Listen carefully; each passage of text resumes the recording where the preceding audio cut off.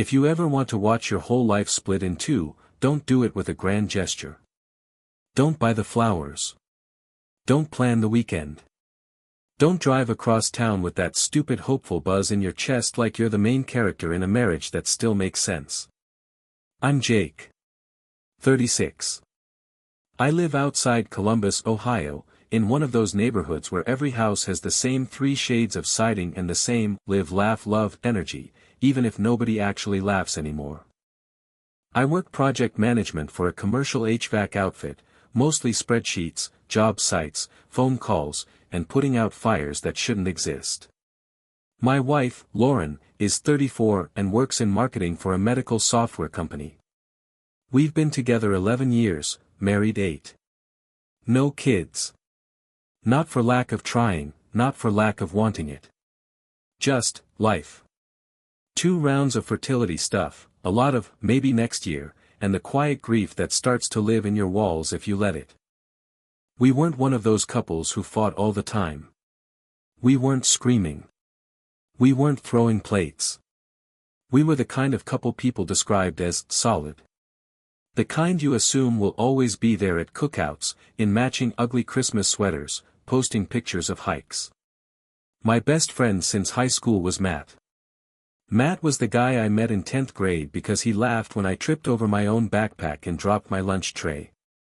He was loud and confident and always had a girlfriend, always had a plan, always had a way of making you feel like whatever you were worried about didn't matter. He stood next to me at my wedding. I stood next to him at his. He and his girlfriend, well, his now girlfriend, Sophie, had been together a little over 3 years. Not married, but serious enough that she was around constantly. She was the kind of person who brought snacks to game night and remembered your mom's name and asked you real questions. I liked her. Lauren liked her too. We did double dates. We did cabin weekends. We did that whole "our friend group is basically family" thing. Which makes what happened feel even dumber, looking back. Like we built this cozy little circle and then someone just lit it on fire from the inside. The first signs weren't dramatic. They were annoying. Like a loose tooth you keep poking with your tongue. Lauren started guarding her phone. Not, oh, she's texting her friends, guarding it. More like, the phone was suddenly always face down. She'd take it into the bathroom even if she was just brushing her teeth. She changed her passcode after having the same one for years. I noticed because I didn't want to notice.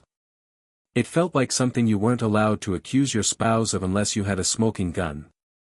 Like being suspicious was a moral failing on your part. She also got meaner. Not cruel, not abusive, just sharper. Everything I did became too much or not enough. I'd ask how her day was, she'd say, fine, like I'd inconvenienced her. I'd try to hug her from behind while she made coffee and she'd stiffen, like my arms were a seatbelt she didn't ask for. Our bedroom got quiet. At first, it was the normal excuses: tired, stressed, cramps, early meeting. Then the excuses stopped and it was just a vibe. Like intimacy was something she had to check off a list and she wasn't even pretending to look for the pen anymore. And of course, because life has a sense of humor, this is around the same time Matt started coming around more. Like, more.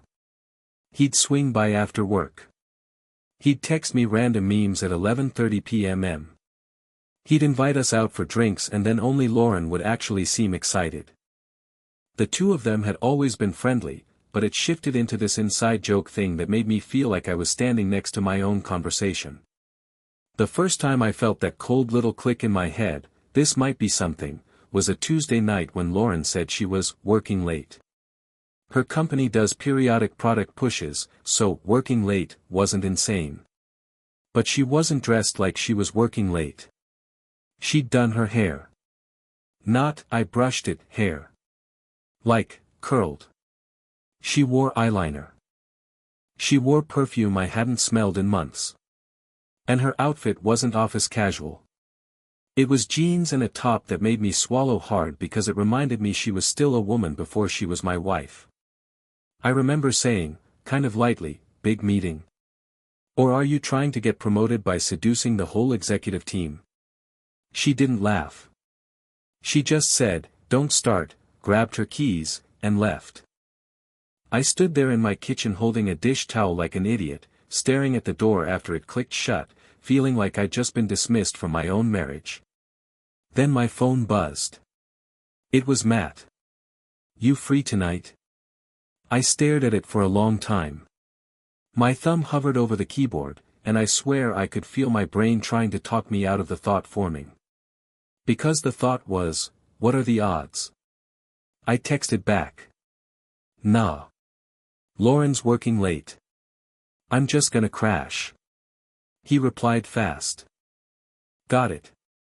Another time. Tell her good luck with the grind lol. That lol made me irrationally angry. Maybe because it felt like he knew something I didn't. Or maybe because I already did. People always imagine the discovery moment as cinematic. Like you catch them in bed. Like you open a door and there's moaning and betrayal and dramatic music. Mine was worse. Mine was, stupid. It was a Saturday. Early spring, still cold enough that you don't trust the sun. Lauren had said she was meeting Sophie for brunch. That made me feel better, honestly. Like, okay, she's being normal.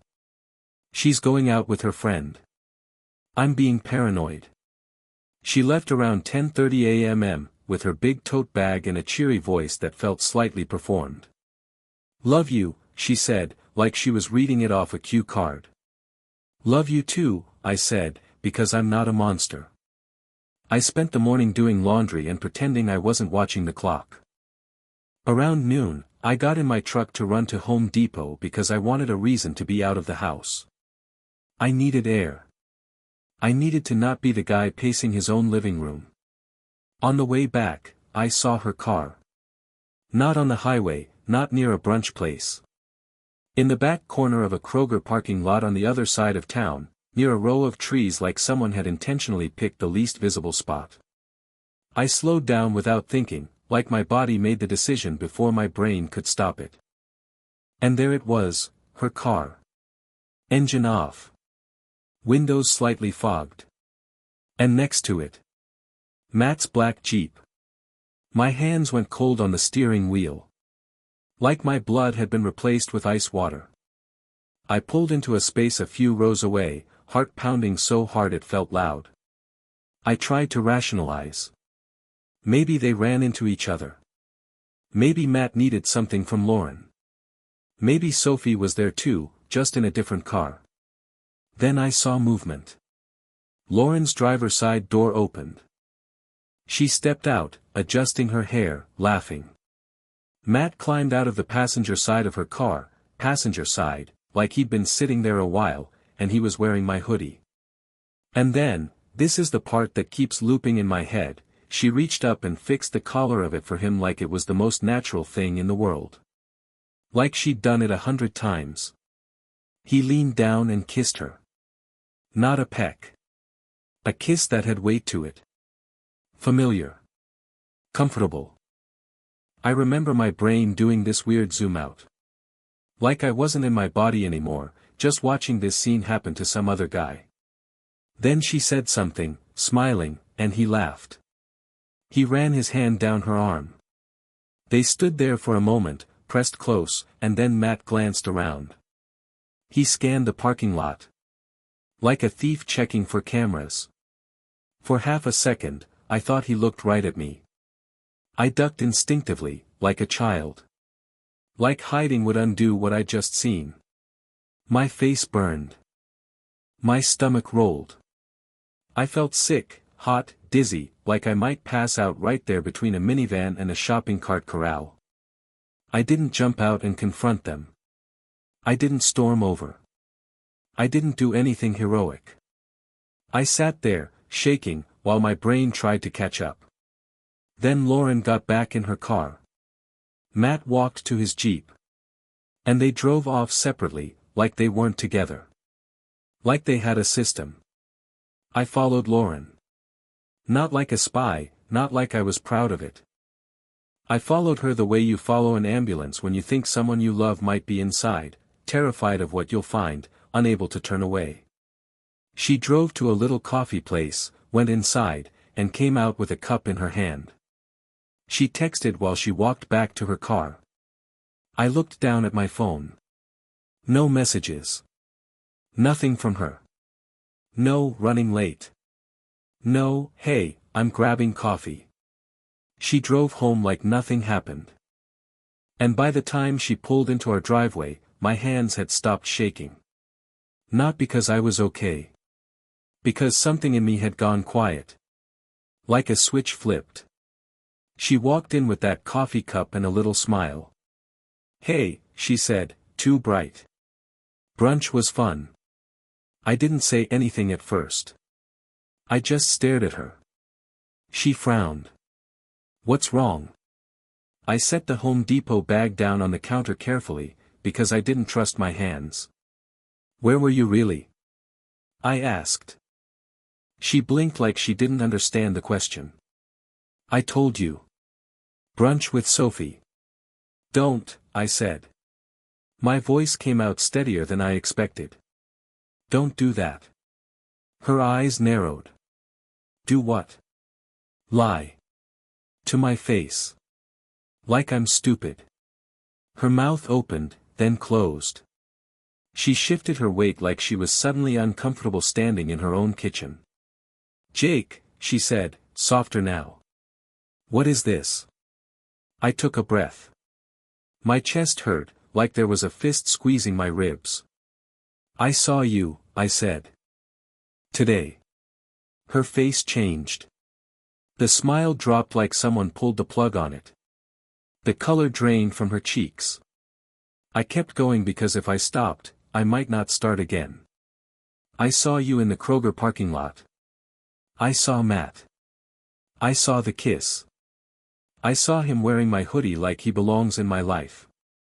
She stared at me like she was trying to decide if denial would work. Jake, Don't you dare, I snapped, and then I hated myself because I hadn't raised my voice at her in years. Don't you dare start with some, it's not what it looks like, garbage. She flinched.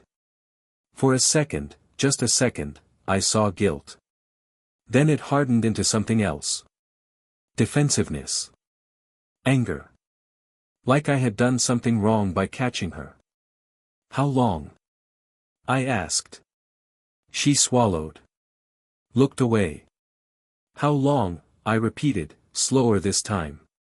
Don't make me beg for the truth. Her voice came out small.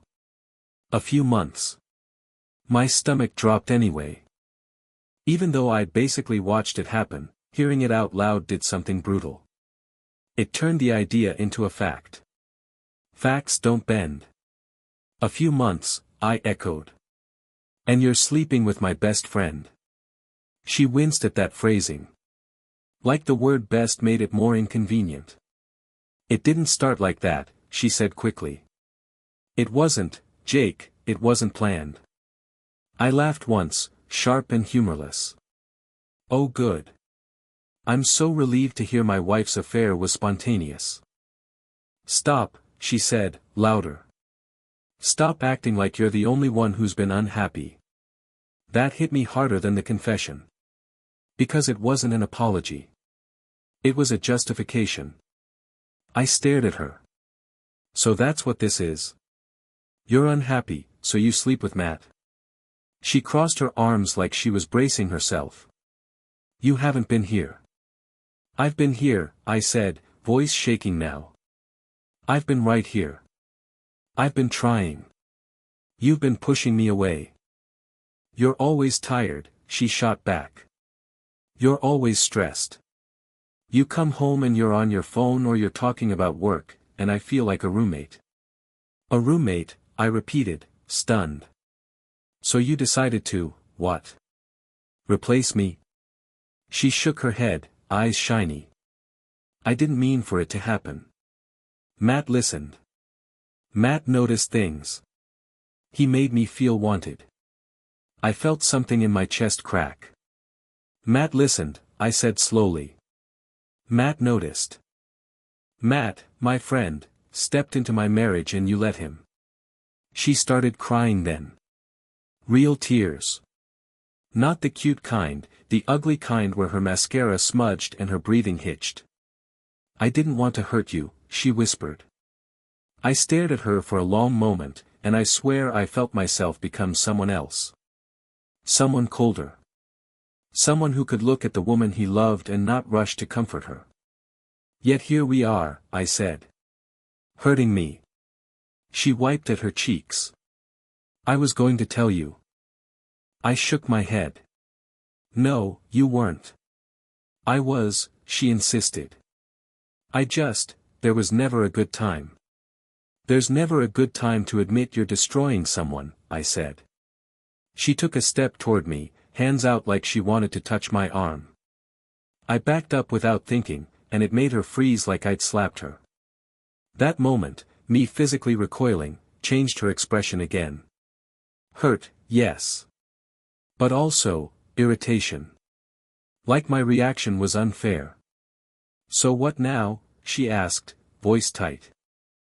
Are you going to throw me out? Are you going to call Matt and beat him up like some caveman? I laughed again, because it was either laugh or scream. I'm not going to touch him, I said. And I'm not going to scream at you. I'm just, done. Her eyes widened. Jake. No. I held up a hand. I'm not doing the thing where we argue in circles and you cry and I forgive you because I'm scared of being alone. I'm not doing that. She looked panicked now, like she hadn't actually considered consequences beyond, Jake will be mad. You can't just, what about us, she choked out. What about us? I repeated, and my voice finally broke. Lauren, you were in a parking lot kissing my best friend. What do you mean, what about us? She sobbed. I'm sorry. And I believed that she was sorry. Just not for what she did. Sorry she got caught. I turned away and walked to the hallway closet. I grabbed my coat like I was leaving a burning building. Where are you going? She asked. I paused at the door, hand on the knob. I'm going to tell Sophie, I said, and my voice was calm in a way that scared even me.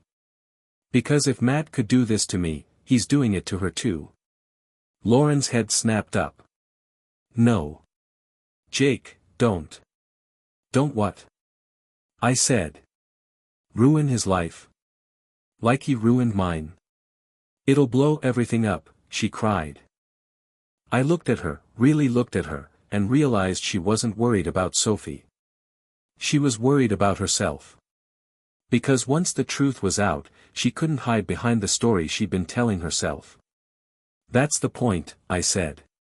Then I opened the door and stepped into the cold, bright afternoon, my heart beating like it was trying to escape my chest. I got in my truck.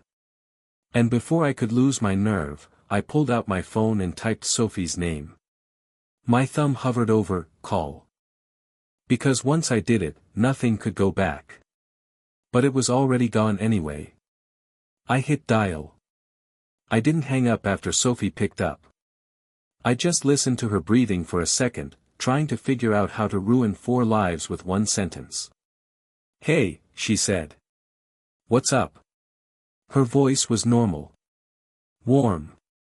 The voice of someone whose world hadn't cracked yet. Sophie, I said, and immediately knew I sounded wrong. Too flat. Too careful. I need to tell you something, and I need you to hear all of it before you respond. There was a pause. Okay, you're scaring me a little. I'm sorry, I said. And I meant it more than I'd meant anything all day. But Matt is cheating on you. With Lauren. Silence. Long enough that I thought the call dropped. Then, what? I told her everything. The parking lot. The hoodie. The confrontation. The months. I didn't editorialize. I didn't speculate. I just laid the facts out like broken glass on a table. She didn't cry at first. She asked questions. Sharp ones. Where? When? How sure was I? When I told her I'd seen them kiss, she exhaled slowly and said, "Okay." That "okay" scared me more than if she'd screamed. We met that night at a bar neither of us usually went to. Neutral ground. Dim lights. Sticky tables. The kind of place where nobody looks twice at red eyes or shaking hands. Sophie looked smaller. Like someone had let the air out of her. She kept wrapping and unwrapping her fingers around her glass. "I knew something was off," she said finally. "I just didn't think it was this." I nodded. Same. We sat there for hours. Comparing notes like detectives who didn't want to be right. Matt's late nights. Lauren's work trips. The way they'd both suddenly become protective of their phones. At some point, anger crept in. Real anger. Not the hot flash of rage from the confrontation, but the cold, focused kind that sharpens instead of burns. "He gaslit me," Sophie said, staring at the condensation on her glass. "Every time I asked if something was wrong, he told me I was insecure. Lauren had said the same thing to me. That's when the idea formed. Not immediately. Not dramatically. It was more like a mutual understanding settling into place. We weren't going to scream. We weren't going to beg.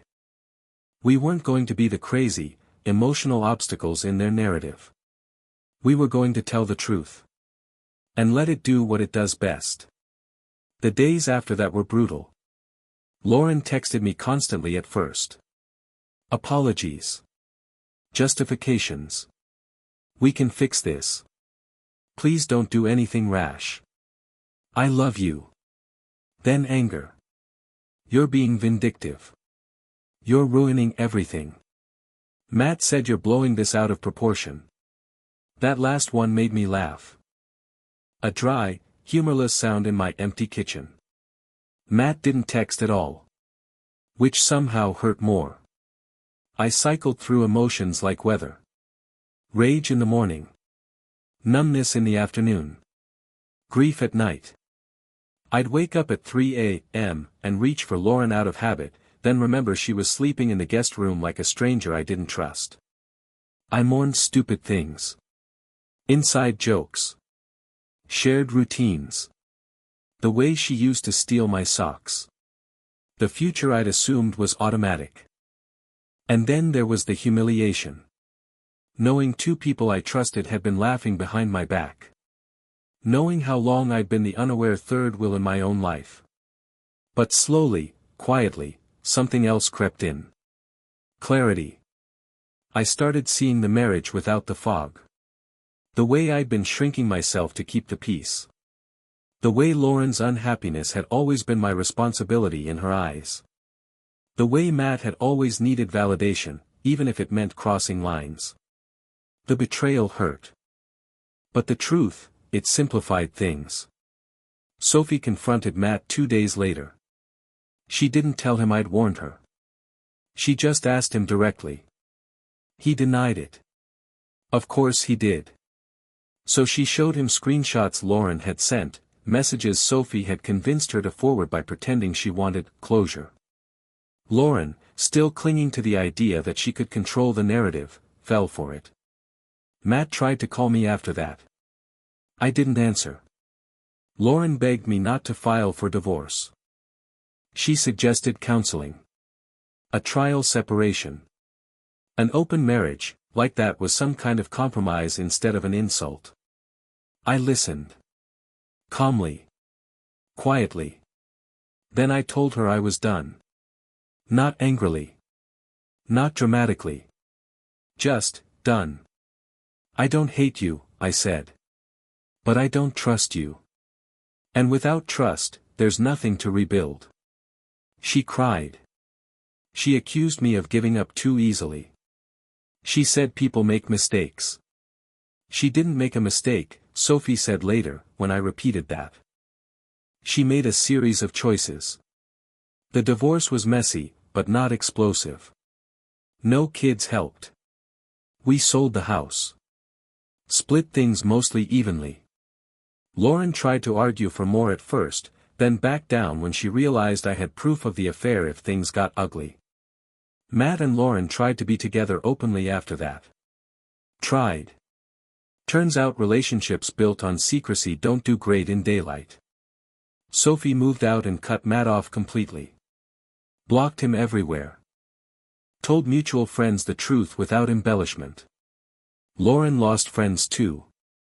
People took sides. Or drifted away. Or quietly judged. Matt's confidence crumbled when he wasn't the exciting secret anymore. Lauren realized that the man who listened so well while cheating wasn't great at actual partnership. They broke up less than a year later. By then, my life had already started to move forward. I got a smaller apartment closer to work. I started going to the gym at weird hours just to burn off the leftover anger. I reconnected with friends I'd unintentionally sidelined. I slept better. Sophie and I stayed in touch, not romantically. Just, bonded. Survivors of the same wreck. One night, months later, she texted me, "I don't cry about him anymore." I realized I could say the same. 6. Conclusion, what I learned, and what I'd tell someone else. I used to think betrayal was the worst thing that could happen to a marriage. I don't anymore. The worst thing is staying when you know, deep down, that the person you're with is willing to trade your dignity for their comfort. I learned that love doesn't excuse disrespect. That history doesn't outweigh character. That being alone is infinitely better than being lied to. I also learned that revenge doesn't have to be loud. You don't need to scream or destroy or win in some dramatic way. Sometimes the most satisfying outcome is just living well without them. Lauren's life didn't fall apart overnight. It unraveled slowly. Quietly. Through consequences she couldn't charm or manipulate away. Mine didn't become perfect. But it became honest. If you're reading this and you're suspicious, trust your instincts, but also respect yourself enough to demand the truth. And if you get it, and it hurts like hell, remember this. Pain passes. Self-respect lasts. And the people who betray you rarely end up as happy as they pretend to be.